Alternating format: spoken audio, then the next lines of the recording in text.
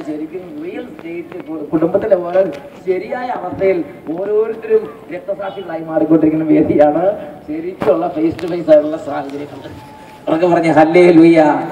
ഞാൻ ചിന്തിച്ചു, ചിലർക്ക് നല്ല സ്വഭാവമുള്ള ഭാര്യമാരെയും ചിലർക്ക് ഇങ്ങനെ ബുദ്ധിമുട്ടുള്ള ഭയങ്കരമായ ഇടല സ്വഭാവമല്ല കീട സ്വഭാവമുള്ള ഭാര്യമാരെ കിട്ടും. ചിലർക്ക് നല്ല സ്വഭാവമുള്ള ഭർത്താക്കന്മാര്, ചിലർക്കാകട്ടെ ഭയങ്കര ഏടാകൂടങ്ങൾ എല്ലാം കൂടെ കൂടി ദൈവം കൊടുക്കും.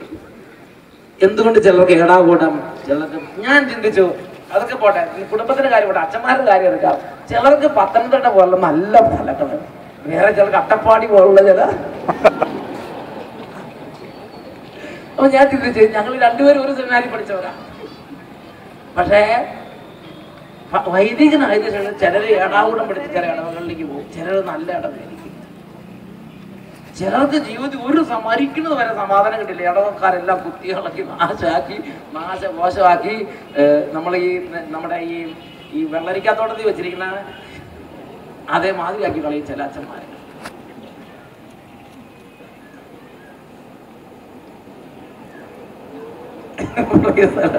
എന്നാൽ വേറെ ചില സ്ഥലത്ത് നല്ല എന്താ പറയണത്, ശരിക്കും നല്ല വിധത്തിൽ അച്ഛന്മാരെ നോക്കി ശ്രദ്ധിക്കുന്ന നല്ല തങ്കപ്പെട്ട ആളുകൾ. ഞാൻ ചിന്തിച്ചത് എല്ലാം ഒരു സെമിനാരിൽ പഠിച്ചിറങ്ങുന്നവരാണ്. പക്ഷെ ജീവിതത്തിലേക്ക് ചെല്ലുമ്പോൾ എല്ലാവർക്കും പലവിധ അനുഭവങ്ങൾ.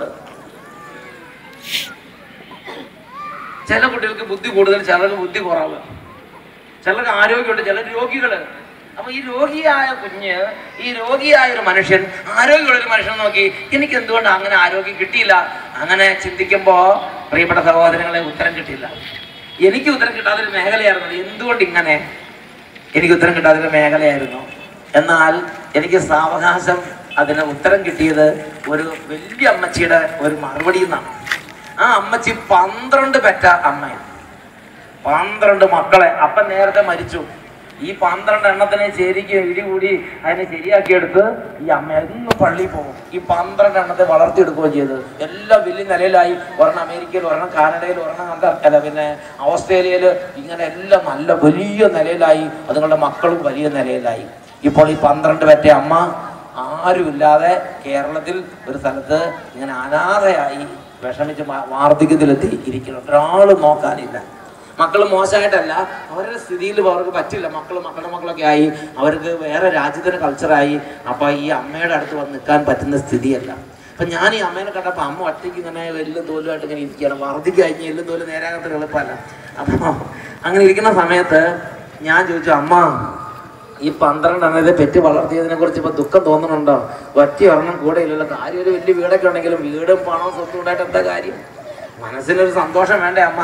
ഈ 12 എണ്ണത്തെ പെറ്റതുകൊണ്ട് ഇവർ എന്ത് അതിന്റെ സന്തോഷം, വിഷമം, നിരാശയാണോ? ഉടനെ ആ അമ്മ എന്റെ നേരെ നോക്കി. ആ അമ്മ പറഞ്ഞു, എന്തിനാ നിരാശപ്പെടുന്നത്? വേണ്ടി വന്ന ഇനി ഒരു 12 എണ്ണത്തെ പെറാൻ ഞാൻ തുടങ്ങി.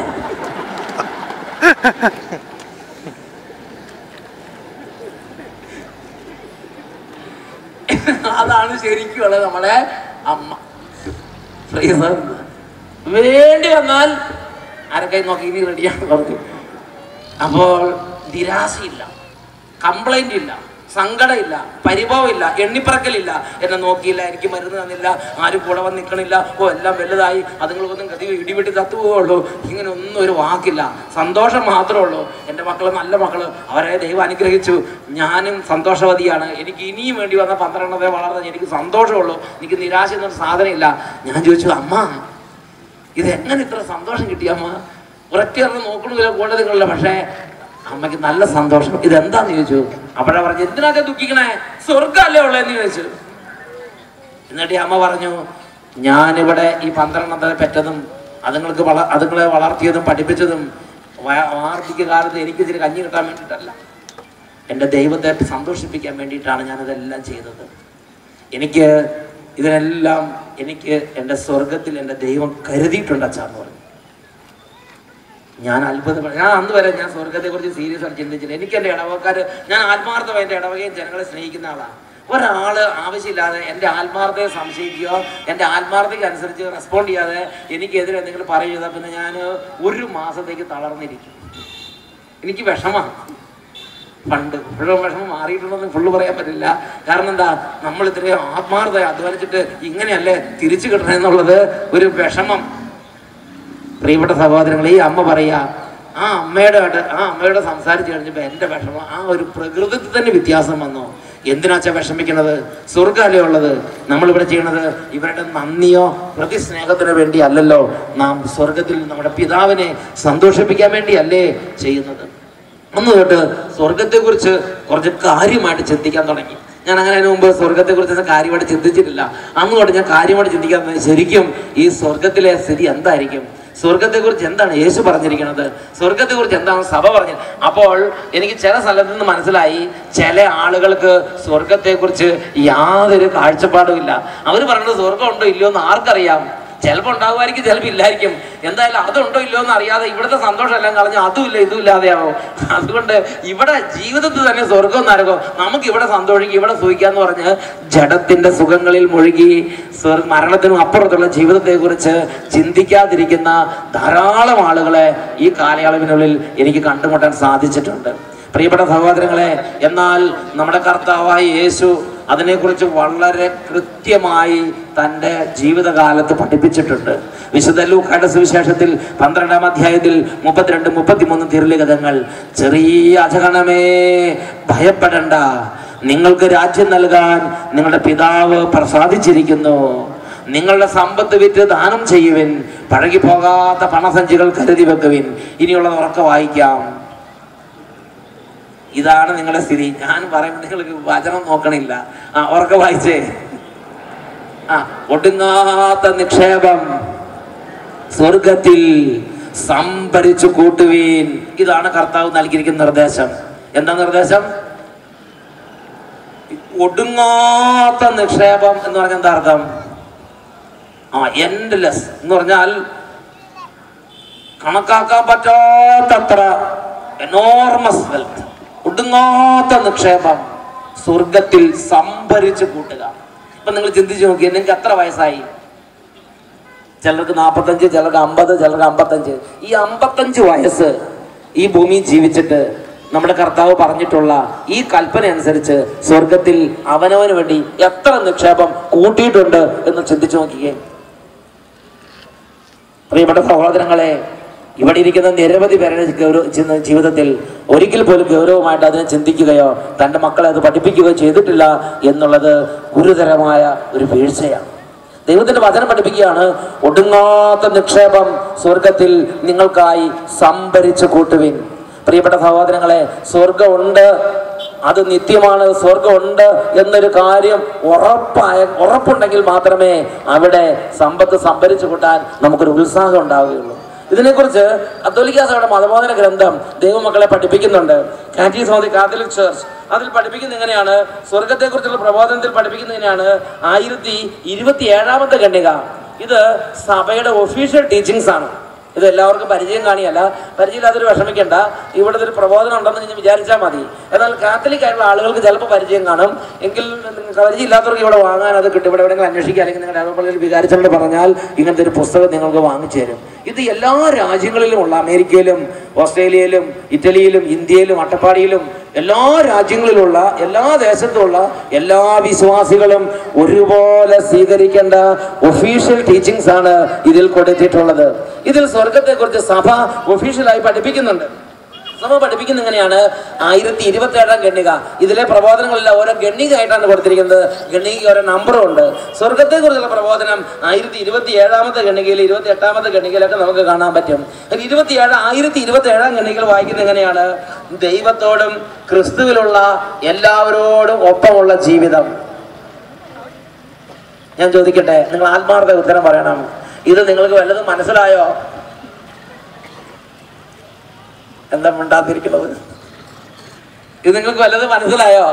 ദൈവത്തോടും ക്രിസ്തുവിലുള്ള എല്ലാവരോടും ഒപ്പമുള്ള ജീവിതം.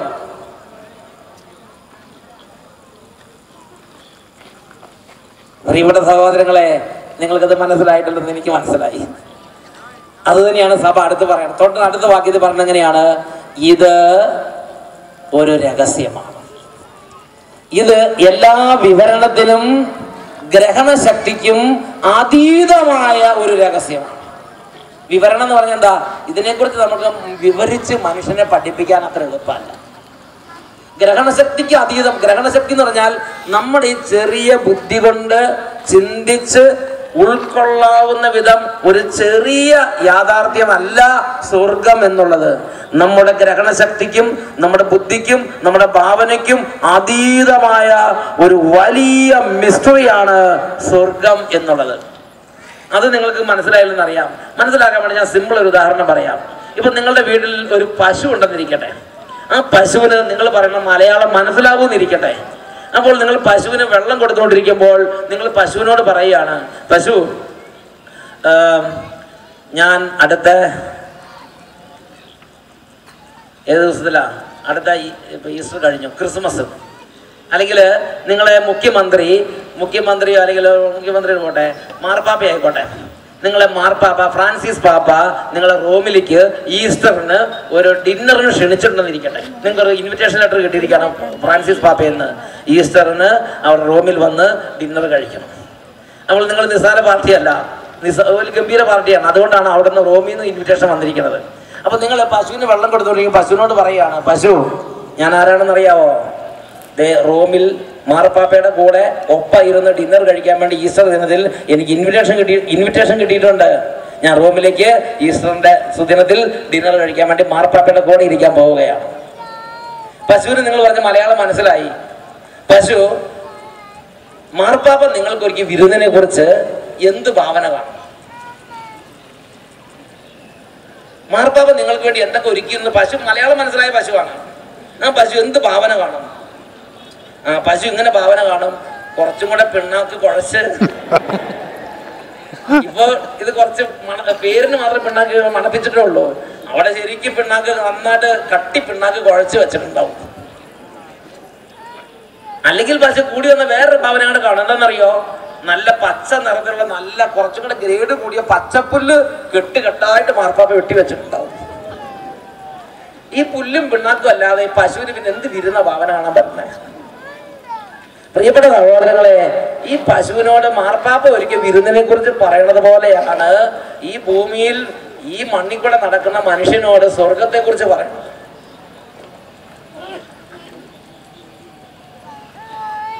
അതാണ് 1 കൊറിന്തോസ് 2-ാം അധ്യായം 9-ാം വാക്യം. 1 കൊറിന്തോസ് 2-ാം അധ്യായം 9-ാം വാക്യത്തിൽ പറയുന്നത് എങ്ങനെയാണ്? എഴുതപ്പെട്ടിരിക്കുന്നത് പോലെ തന്നെ സ്നേഹിക്കുന്നവർക്കായി ദൈവം സജ്ജീകരിച്ചിരിക്കുന്നവ കണ്ണുകൾ കാണുകയോ ചെവികൾ കേൾക്കുകയോ മനുഷ്യഹൃദയം ആസ്വദിക്കുകയോ ചെയ്തിട്ടില്ലല്ലോ. കണ്ണ് കണ്ടിട്ടില്ലാത്തതും ചെവി കേട്ടിട്ടില്ലാത്തതും മനുഷ്യഹൃദയം ആസ്വദിച്ചിട്ടില്ലാത്തതുമായ സ്വർഗ സൗഭാഗ്യം എന്നാണ് തിരുവചനം അതിനെക്കുറിച്ച് പറയുന്നത്. കണ്ണ് കണ്ടിട്ടില്ലാത്തത്, കാത് കേട്ടിട്ടില്ലാത്തത്, മനുഷ്യഹൃദയം ആസ്വദിച്ചിട്ടില്ലാത്തത് എന്താ?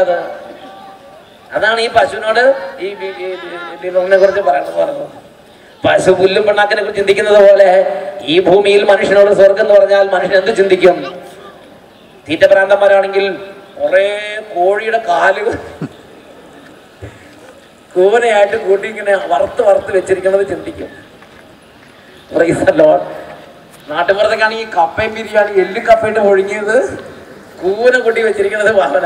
വലിയൊരു വിരുന്ന് ഭാവന. അവരവർക്ക് ഇൻട്രസ്റ്റ് ഉള്ള ഫീൽഡ് അവർ ഭാവന കാണും. അല്ലെങ്കിൽ ഐസ്ക്രീം പ്രാന്തന്മാരായ കുട്ടികളാണെങ്കിൽ മൊത്തം ഐസ്ക്രീമിൽ. ഇനി സാഹിത്യകാരന്മാരെ പോലുള്ളവരാണെങ്കിൽ അവർക്ക് ഭക്ഷണത്തോട് താല്പര്യമില്ലെങ്കിൽ അവര് ഇന്ന് വരെ കണ്ടിട്ടുള്ളതിൽ വെച്ച് ഏറ്റവും നല്ല മനോഹരമായ ഒരു പ്രകൃതി ദൃശ്യം, ഊട്ടിയോ കൊടൈക്കനാലോ ഏതെങ്കിലും നല്ലൊരു പ്രകൃതി ഭാവന കാണും. അതായിരിക്കും